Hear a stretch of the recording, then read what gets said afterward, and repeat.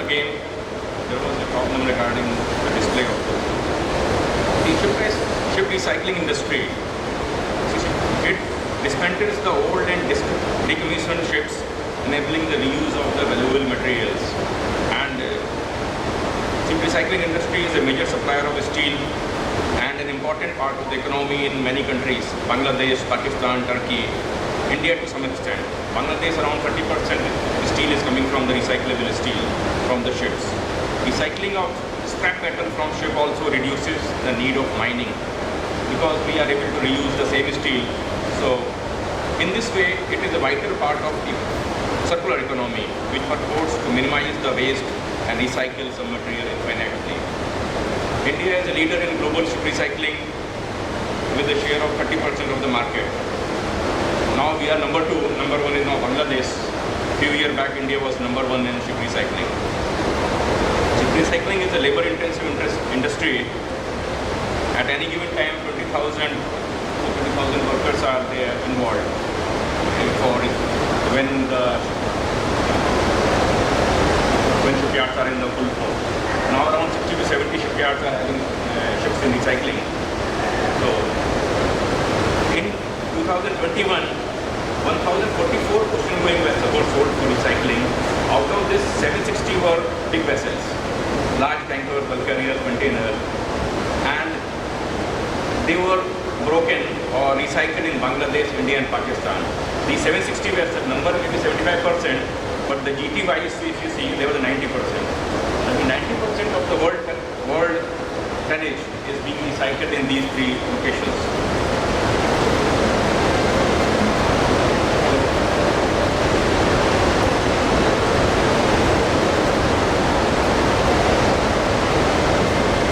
If you see the number-wise, Bangladesh last year 254 vessels were scrapped. In India 2010, 210, Pakistan 119, Turkey 77. These 3-4 countries cover 90% of the world recycling business. If you see world map, other countries also doing recycling. USA 41 vessels, Greece 41, UAE 60 vessels. But these all were the small vessels, tugs and barges which cannot come to the Indian subcontinent. So the major chunk of recycling is being done in India, Pakistan, Bangladesh, to some extent in China. Now China is not preferred.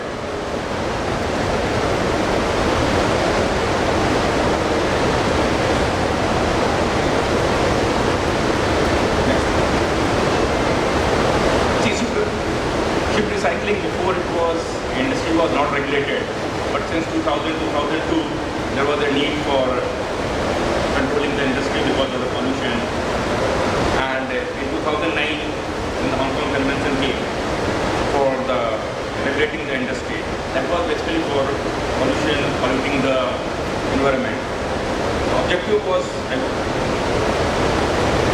why to regulate the recycling. So objective of the regulation to reduce the negative impact linked to the recycling of the ship, conserve the marine ecosystem and proper discarding of the breaking waste, reusing of the parts that are important and can be reused successfully in ship or allied industry, and saving resources. And if we are recycling the things, the ship owner who is selling the vessel, they get a better cost.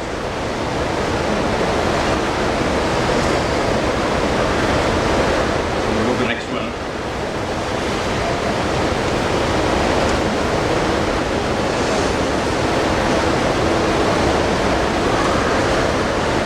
Related with the ship recycling, since 2009, many regulations came up. First was HKC 2009. It was adopted in November 2009, Hong Kong International Convention for Ship and Environmentally Sound Recycling of Ship. After that, the IMO released MEPC 210, which was a guideline for the safe and environmentally sound ship recycling. Then MEPC 211, which was regarding the ship recycling facilities. Since the HKC 2009 was having a problem or in coming into force, because there were 3 requirements, unless they are met, it cannot come into force. So Europe was worried that it will take long time. So they came with the regulation which was EU Ship Recycling Regulation, EU SSR, in 2013. applicable to the vessel which is owned by the European owners. That we'll discuss later on. Subsequent to HKC, India came up with a shipbuilding code, which was the guideline for the ship recycling yard, how to do it, what safety to be taken. Then recently, the Government of India has passed the bill in Parliament, the recycling of ShipBuild 2019. And subsequent to that, the Government of India came up with the Recycling of Ship Act. And recently, in December 21, the Recycling of Ship Rules came. Of course, the Recycling of Ship Act and the Recycling of Ship Rules, they will be coming into force only after when the HKC comes into force. And recently, last year, MS Notice 14 of 20 came. This regarding the ships for compliance for the issuance of the Statement of Compliance for Hong Kong Convention and USSR. So, Government of India is in line with the HKC Convention, and they also want to push and support the Indian industry, Indian recycling industry. If we talk about HKC 2009, it was adopted in 15 May 2009 with the condition that it will come into force after ratification by 15 states. Number 2, representing 40% of the world merchant shipping in GT. And number 3 was the main combined maximum annual ship recycling volume should not be less than 3% of the combined tonnage of the countries who have signed this convention. At present, 17 flags have already signed. Recent entrants are Croatia and Spain. So these 17 countries cover 29.77% of the tonnage.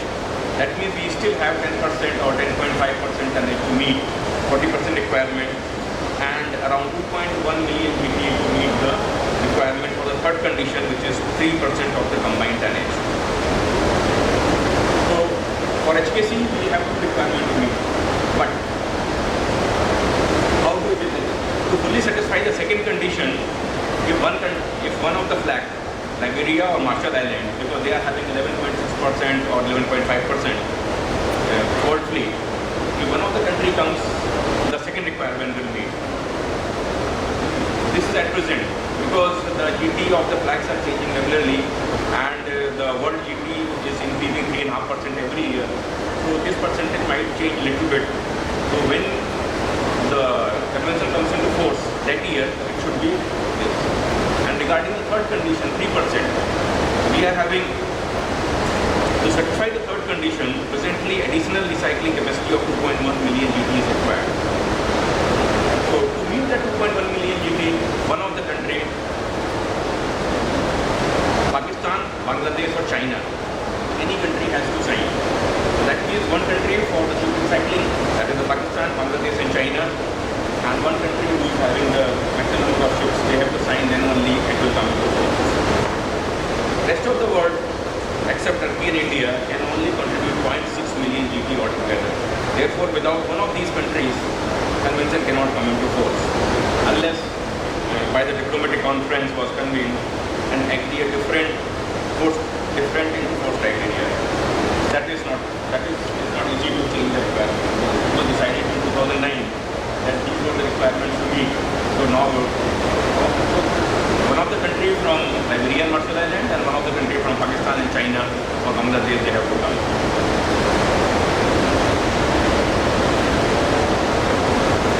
It is likely that Bangladesh will be the first of the two countries to ratify. This is because the country's administration is well aware of what is required to enable its industry to comply with the requirement of the convention. The Ministry of Industries of Bangladesh has declared that its intention to ratify the convention by 2023. In Bangladesh, what I remember, I think one or two shipyards were only HKC compliant. Now, I don't know the condition of that. If it comes into force, it will be a benefit for India, because India is having around 90 shipyards which is having voluntary compliance, and Bangladesh, they have one or two. Their certification is valid or not, I am not fully aware of. The purpose of HKC, the purpose of HKC is to ensure that ships, when being recycled after reaching the end of the life, do not pose any unnecessary risk to human health, safety, and the environment. This intend to address all the issues around the ship recycling, including the fact that ships sold for scrapping may contain environmentally hazardous substances, asbestos, heavy metals, hydrocarbons, ozone-depleting substances. Also addresses the concern raised about the working and environmental condition at many world ship recycling operations.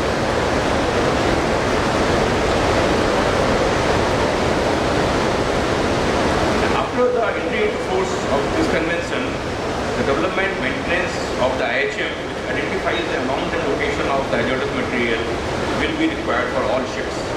Of course, this is also covered in the MS notice that all the vessels have to maintain IHM, but this will become mandatory for all the vessels more than 500 GT to maintain the list of the hazardous material. Furthermore, ships shall only be cycled when the ship recycling facility authorized by the competent authority. That means the ship will go only to where the HKC compliant yard is there.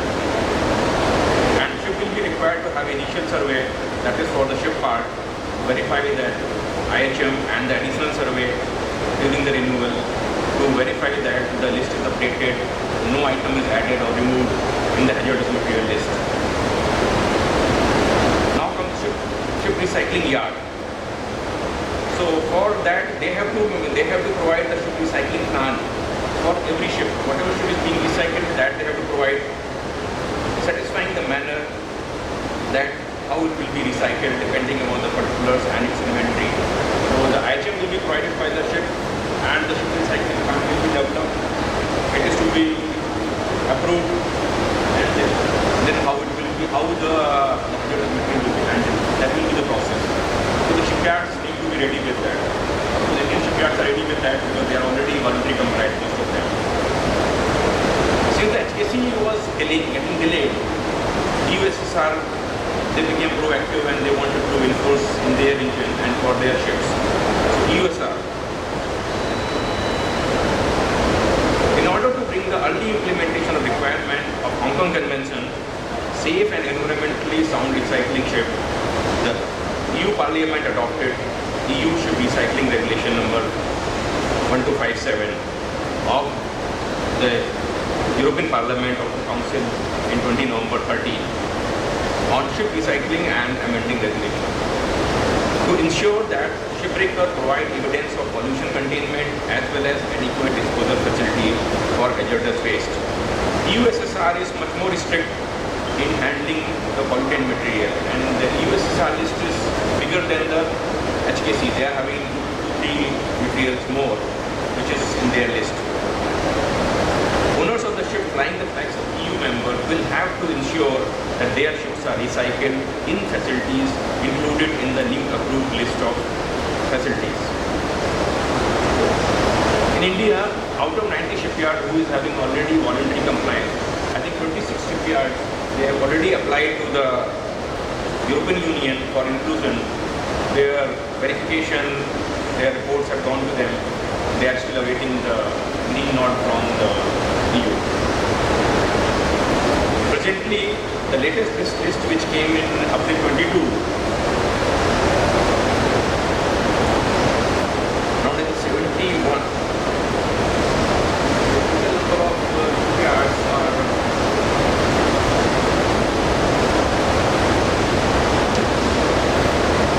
ninth list of the approved shipyards published in this one. 46 shipyards are in EU, 2 are in Turkey, and 1 is in US. Total list is, which is latest list, and none of the shipyard is from India or any other country. So basically all shipyards which are listed in the USSR, they are from Europe, Turkey and US. To ensure the legal clarity and avoid administrative burden, ship forward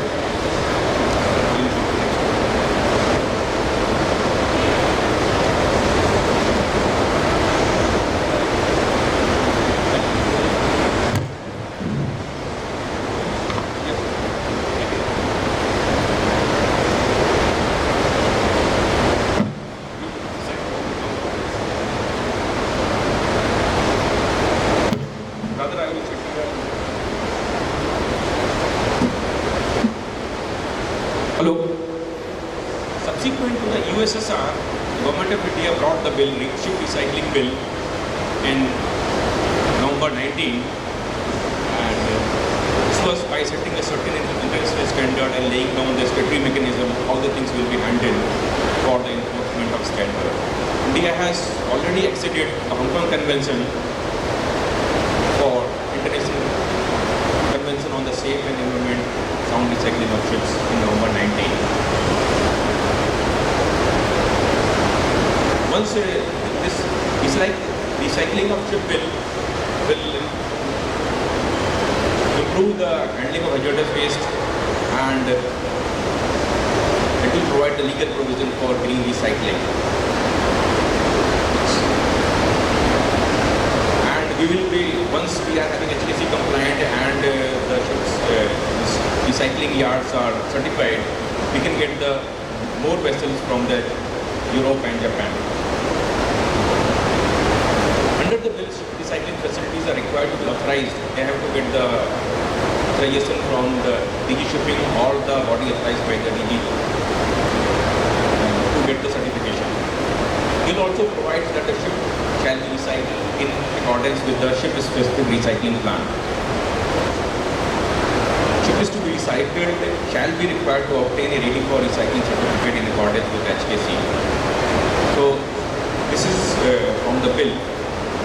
And bill is also covering the interest of the laborers and ensuring that the environmentally sound recycling is done and that India does not become the dumping ground of the hazardous waste. Controlling the environment, that is the whole purpose of the bill.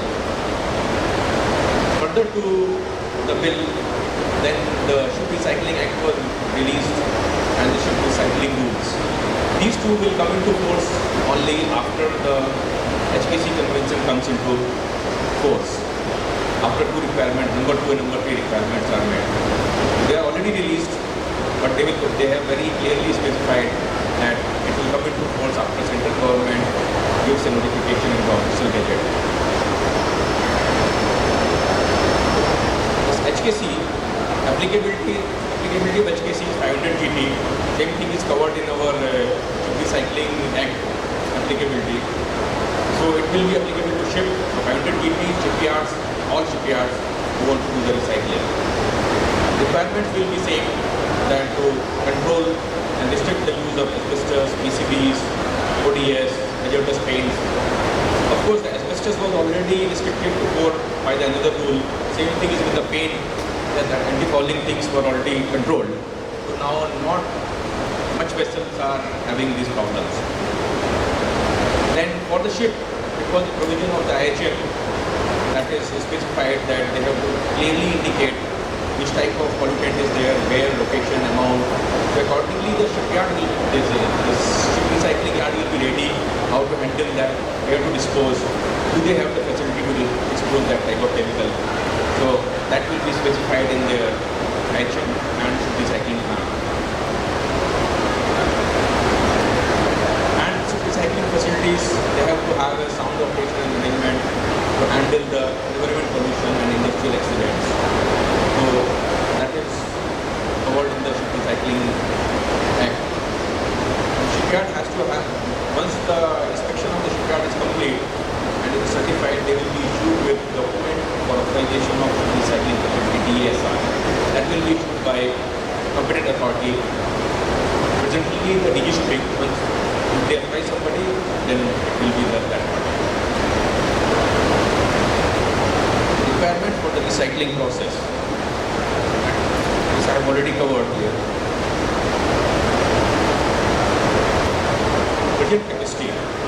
Now we talk about the Alang. See, Alang is having around 153 plots in that 10 kilometer long road. Out of that, 131 are allotted. Remaining there are some technical or legal issues are there. 131 are allotted for ship breaking. Out of that, 90 are already in the functioning. They are working in full flow. And at any given time, 60 to 70 plots are having ships for recycling at present. But if we see 60 to 70 ships, that means the Alang is working only at the 50% of the capacity presently. So in the last budget session, Union Finance Minister Nirmala Sitharaman, she was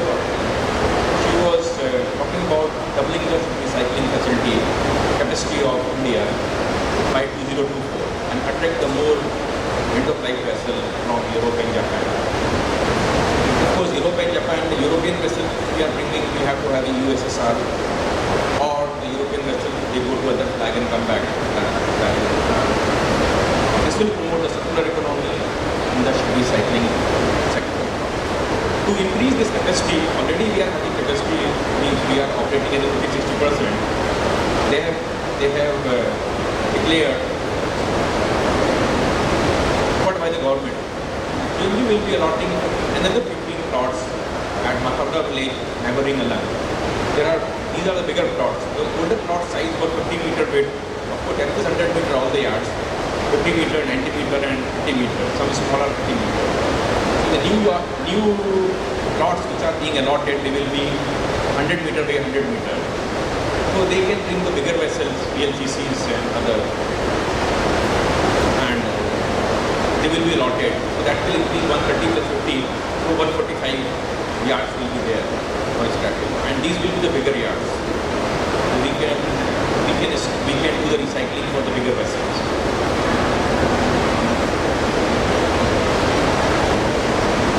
In the Government of India has made National Authority of Ship Recycling.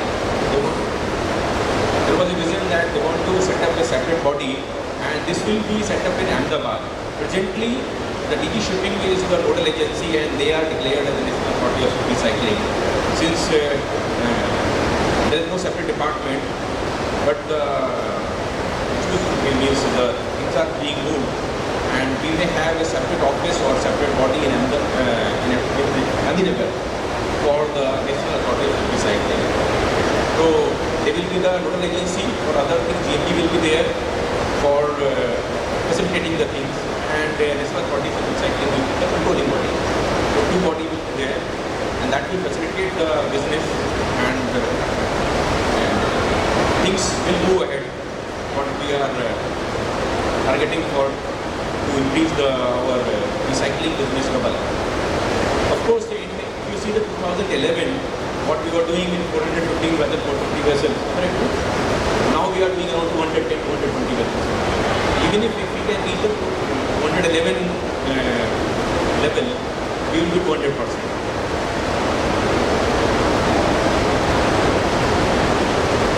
Along with this, out of 90 shipyards, maximum out of 131 shipyards which are operational, 90 shipyards are already voluntary compliant. Some of them are with NK, some are with IRS, with us, and DINA. DINA is really simply now, as the government of India has their RO recognition. So now the vessels, these shipyards are getting certified with IRS and class NK. Bangladesh is having 120 yards. Out of that, 55 are operational, that's 50%. And but I was aware that the 4 shipyards are certified. He has confirmed that at present none of them are certified as per HKC. Only one is there. So they were with Dina and now there is some issue. So that is also there. So if the Bangladesh government ratifies the convention, then also they will have a big issue getting all the yards, or at least 50% yard, getting certified as per HKC convention. So that is good. If the HKC comes into force, it will be a very good thing for India, because India will be the only country who will be having 90 yards certified as HKC, and the other countries, the main our competitor, don't have. So that will be will get the time to take the lead. Same thing is Pakistan. Pakistan is having around 100 yards, 40 are operational. I don't think anyone is compliance on India is doing good, and if you see the last 6 years, 7 years, upgradation of the shipyards in compliance, in safety, or in any other taking care of the training, labor, things have improved drastically. 2015-16 is when the HKC compliance was started, and now it has improved. We were talking about that the ship recycling industry is supporting circular economy. Presently, India is the second largest steel maker. So before the ship recycling steel was a major supplier of the steel, we were getting scrap from outside, even from India. From scrap steel we used to make this. Now our industry is doing good. Now from scrap steel, I think only 2% steel is being done. But in Bangladesh, around 30% to 40% steel is from scrap steel. They are more dependent on the recycling industry. If this comes into force, it will be a big issue for them. And they have to come into, they have to sign. There is no choice for them within 3 years. Because they are getting a lot of pressure from industry and from steel industry also. 90% from the ship, when the ship is bought, around 90% of the ship's entity, that is the light displacement tonnage, is ferrous. 10% is the other material. Out of this 90%, 60% can be used directly. Directly means you don't have to bend it and do it. It can be rerolled by angles, bars, rods. So many things are prepared. The energy use is very less. You don't have to, only 30% use the scrap steel, the angles, brackets, the pitches cannot be directly used. They are the only problem. They are melted again, made the end and used in the industry. So, recycling and this is a, we are saving a lot of energy, resources, and it is helping the steel industry also. Steel recycling industry requires valuable machineries, equipment which are sold to the various industries in cheap rate. It encourages the small scale industry by reducing their capital investment and machinery. Alang is having around 500-600 shops in the around a 5-kilometer road, which is providing all the machinery which is coming out from the ship. This is a very good thing for the small industries or medium scale industries, giving them a good machinery for use. That is helping our industry and providing, and it is helping circular economy. You don't have to make the things again. The recycling industry also requires a lot of things from the ship, which is being used in our hotel and local industry, and in the ships also, like kitchen appliances, doors, light boards, pumps, motors. They again go to use. Now I'll just talk about what is the infrastructure status in Alang, because the maximum recycling is done in Alang only. In Calcutta or Bombay, hardly anything. Maximum is done in Alang. GMB is having a training center which is for all the workers, and all the workers whoever is working in the recycling yard, they have to have a card provided by the training center. So basic training is provided by them, which is really increased, which has helped the owners in the safety level and the operational. And if you see the accident wise and the safety wise over the years, in 2021 there was only 2 casualties reported. You see, 2011 and all things were not that good. So, and this training is free of cost. Around 14 days training is there. So that is giving a good help to the owners and compliance for the safety. We have provided the working colony. There are around 7 blocks. I think more than 2,000 workers can stay there. Some of them are used. All are not used because this plot owner has to send the vehicle for them. There is an issue there. But the basic facilities are there. Hospital is also now they have provided the health issues were there in the starting. It is run by GMP and with the Red Cross. So for the workers basically. And to ensure the safety of the safety compliance of the plots, GMP has appointed many safety officers. Each safety officer will be looking after 4-5 yards, and they will be reviewing their safety documents, various clearances to expedite the things. So things are being done to expedite the things, do the better and fast things in the Alang. First aid.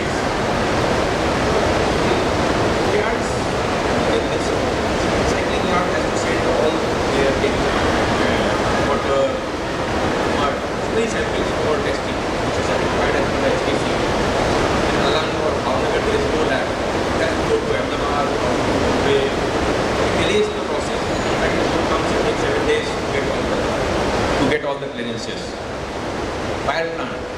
That is also a problem.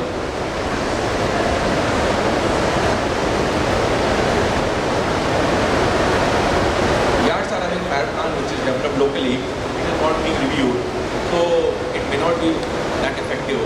They may not have taken care of all the issues. So these are the things which is to be improved. Third issue is the manpower. All the labor which is coming, they are coming from the villages, Odisha, Bihar, many places. And they are changing continuously. Though the training is provided, basic training, but since the labor is changing and they are the daily wages worker, so that becomes, they are not skilled to handle the ship recycling business. Basic education problem with the workmen, cutters. Even the supervisory people, those who are controlling the safety officers, supervisors, they also need more training regarding the statutory compliances, documentation, getting the certification done. That is also lacking, where the shipyard owners need to take care of the things. The skill development program for the workers need to be done to improve their knowledge regarding safety and the utilization of the various safety items. So when we are visiting to yards, of course the things have improved, but we still have a lot of scope to come up to the European standards. Or development of IHM and approval system of that is also not robust, because the people are not trained to handle things. So regarding the training in implementation of the convention or the ship recycling rules, we need more training there and more awareness to get things implemented. In colony also, what they have been provided, that is the basic facilities are lacking, which need to be, the ship recycling yards has to improvise on that. And shipyards, these ship recycling yards, I have visited many yards, they are having a standard design. So if they consult the architects or some expert people, they can have a better ergonomics to save the time, save the energy. Because it's a state yard, the ship comes alongside. So like in the car industry or the manufacturing industry, we are having a assembly line production. Once we start one side, so the overall time to process is reduced. Presently it is in a hazard manner. The ship is being cut one by one and they keep doing it. So if they focus on these things, they can save time, energy, better economy, less accidents, safety, and environmental pollutions are reduced. So based on the constraints, what we expect from the industry and from the authorities, this will improve their efficiency and the more business can come, more economy, because India and Bangladesh, there is a difference in the cost. That's why the shipper or the owner, they go to Bangladesh. Because if the India is paying $60 or $70, same time Bangladesh is paying $410, so $30-40 per ton difference, because the cost in Bangladesh is less. So following, these are the improvement required, which can be looked into by the recycling yards and by the administration. Like for the workers or their operators, if they provide the job-specific training, they will be more competent, they will have better efficiency. Lab, if we have a lab in Bhavnagar or Alang to do all the testing, because then this also takes time and this delays the process. All the yards, they are using a lot of lifting appliances, cranes, many cranes are there. But the mechanism for testing the cranes, getting them fit all the time, that is not being done. And that sometimes leads to accidents or to the incidents, that becomes a problem. So these things can be provided there, that will increase the safety. Disposal of hazardous material, of course they are having a provision by GPing, but there also we have to have a more robust things.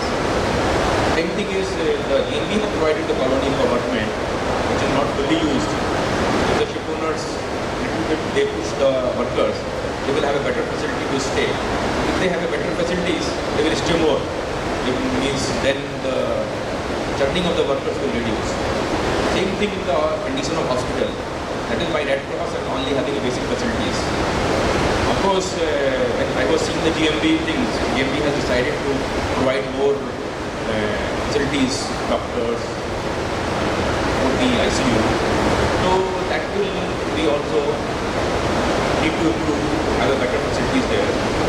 Because presently the supervisors or the one level above the workers, they don't want to stay there. They are having problems.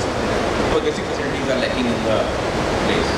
That will increase our business and the vision of the government to increase our capacity to double. Presently we are having around 200 vessels per year, 235 vessels. So if we want to go to 400, we have to increase our efficiency. So shipyard yards cannot be increased up to a certain numbers. And one more thing is there which I have not covered. So presently all recycling business of India is focused at one place in Alliance. If we have a similar facility in the East Coast, because the vessel which I have showed in one slide, Singapore, China, Hong Kong, Korea, if they want to for recycling, they have to come to Gujarat. If we have a single facility there, then business from this side will come and we'll have more business in recycling. And our vision to have be number one in the world. And our target is 50% of the world tonnage should come to us for recycling. Of course, we are having 30% already. If we reach to double or if we reach to the level of the 2011 or 12, we will be doing good. But after that, slowly it was going down because Bangladesh started increasing. So these are from my side regarding what is our constraint, how it is to be implemented, and where we can push to have a better facility and better compliance. Okay, thank you from my side.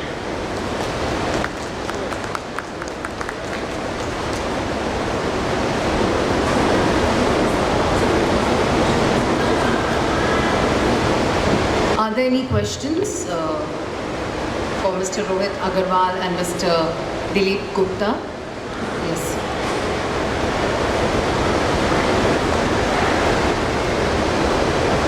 Hello, I'm Santosh from Indian Register Shipping.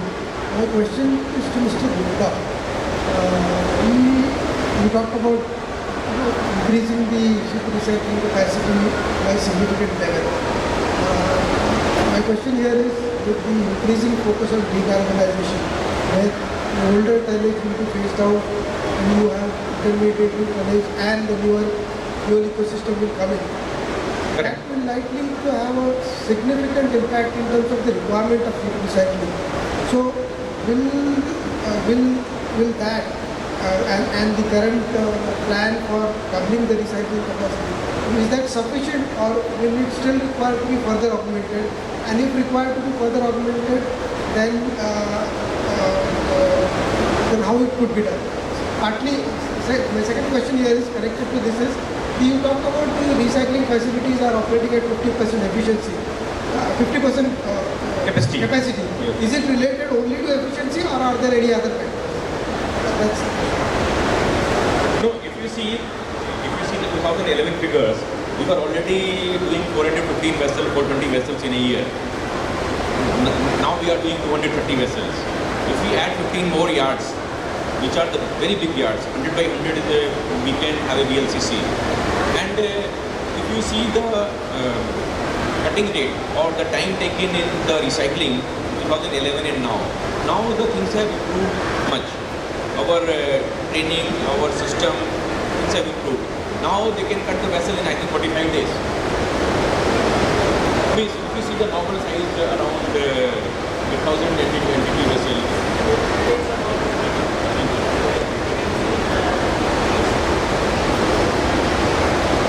Yes, the efficiency has increased because of induction of a lot of machineries into the ship recycling operations. Where I believe that when Sir is talking about 2011, we never saw a roller crane more than 50 or 60 tons. But today we have got 350 tons, 500 tons crawler cranes on the ship recycling yards. There is a lot of shift with the implementation of HKC and the EU SRR. The ship recycling methodology is also being changed. Now ships are the blocks from the ships are directly lifted to the cutting area. So that reduces a lot of manpower and also the time duration in going through various processes. So these things are adding up to the speed of and the efficiency of the recycling. And yes, this is very much welcome, like what Sir said in his presentation as well. There are 153 number of ship recycling yards, but the operative yards are less than 100. So if those yards which are not operating as of now due to some legal compliances or due to some other constraints, if they become operational, definitely the efficiency and the capacity will increase. Extending the number of the new recycling yards, that will be a cherry on the cake, and it will be adding to the more recycling capacity. Yes, this is a very brilliant thing which Sir has said, and there are a lot of people, those who are also working on it, to work on the east coast of India. So a lot of vessels which are being diverted towards Bangladesh can be diverted to the east coast of India. So definitely India is in a very well positioned location as well, and I would also say that compliance wise, the regulations wise, we are much regulated, and it is a favorable destination for recycling in the world. Over to you, sir. Thank you. One more thing. See, the world GT is increasing only a rate of 3.5% per year. The second issue is that what you are talking about, the ship being recycled for the compliance to the net zero or to the change of fuel something. But that is going to take time. Changing of engine, for that they may not scrap the ship. If the ship is already 10-year-old, if it is economical for them to change the machinery or improvise the machinery, ship may not, normally the ship does not go for recycling because of the machinery. Because the cost of machinery is not that much compared to the cost of the ship. Machinery can be improvised, removed. And the ships which are already installed, they may not be pushed that much. Of course, the new built ships, they will be having the new fuel. So the simple cycling may not increase unless the world movement of cargo changes. That is the thing. And this is already taking 3.5% change of tonnage worldwide. And if we are having that much capacity, because we are already over capacities there. If you see India, Pakistan, Bangladesh, China capacity is very high, but they are not using the ships. They are not preferring the ship recycling because to help their steel industry. That is the main thing. That's why they are not preferring. Pakistan also not worried about the ship recycling much because they are getting very cheap steel from some of their friend country. So for them, scrap steel is not a big business. That is it. So even if we have to increase also, there is no issue. The ship recycling facility in India or neighboring country can handle it. Alright, we have one more question, I believe. Yes, sir. Just one question. My name is Anil Ganoni. I'm from JNPT. My question. Yeah, just a little louder from GNPT. Yes. My question is with Mr. Gupta, sir. Yes, sir. You said that the JP is going to come with 100 into 100 meter size of plots. Yes, sir. New yards. Yes, sir. So, and that will be capable of handling the VLCC carriers. So VLCC carrier is maybe around 400 meters long. So will it be capable to handle the 400 meters vessel? Yes, sir. Now also they are handling very long vessel. See, this length is not the problem because he will explain how it is done because I have seen there. The main problem was beam. When the vessel is taken for the ship recycling, it is only the first 20-30 meters is the main thing. That should be in the dry area. It should be in the place where the oil or the waste material or the dead material does not go to the earth. That is the main worry. Whenever we are doing recycling, we are worried about that it is not polluting the water or to the earth. So once your front comes to the in the safe zone, they cut the first 20 meter, pull the ship inside, again 20 meter. Correct? He can explain you because he is from that. So it is not about the length of the vessel, it is about the breadth of the vessel. So 100 meter which we are talking about is the front. And VLCC is 55 meters or 60 meters of breadth. So a vessel can be docked or it can be beached to the shore, and then subsequently it is like from front to backward. It is not the alongside, it is front to backward.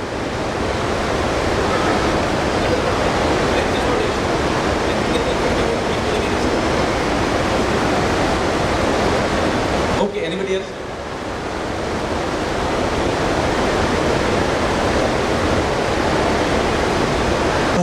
My question is to Mr. Gupta. The point is, you said that the mostly is recycling thing is happening on the west coast, but not on the east. What is the main reason do you think that the east has not gained that prominence over the west? Okay. Very simple thing. What is the advantage of Alang or in the Gupta ports? First thing is that Alang is having a tide of around 10 meters. 10 meter tide, and the beach front, that is the biggest advantage with the Alang. So if you see the tide table or you see the tide, when the full tide is there 10 meter and the ship craft is 3.5 meter, you can bring the vessel very near to the ship. When the water goes, ship is on the dry land. That is not the benefit on the east coast anywhere. So see, we can have a facility in somewhere in Tamra or Odisha, still the height difference is not there. That is not that is not even happening in Bangladesh also. They also have a problem. It is not the regional east side, east coast or the west coast. Alang itself, west coast is also long, but Alang is blessed with a intertidal zone where the water recedes up to 2 to 3 kilometers behind, and it is on an inclination. It is an inclined place where during high tide a vessel on its own power can come up to the beach, and when the water recedes, the vessel is grounded on the beach. So that is just the geographical benefit which Alang enjoys. Thanks.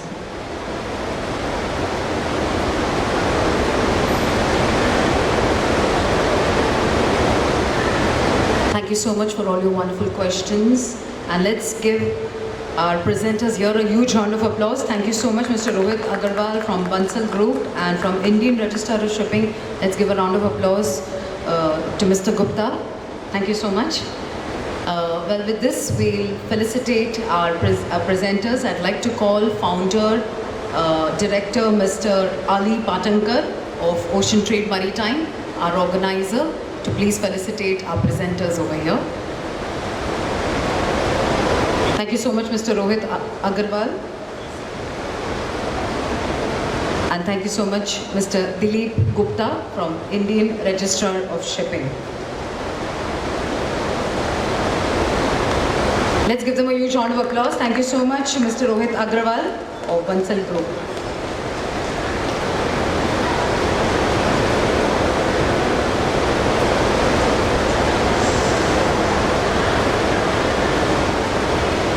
With this, ladies and gentlemen, we end our 2 days of conference. The Expo is on even tomorrow. Please do visit the Maritime Transport and Shipping India Expo 2022 and the ShipBuild India Expo Summit 2022. We had a wonderful time so far. Thank you so much for gracing us with your presence.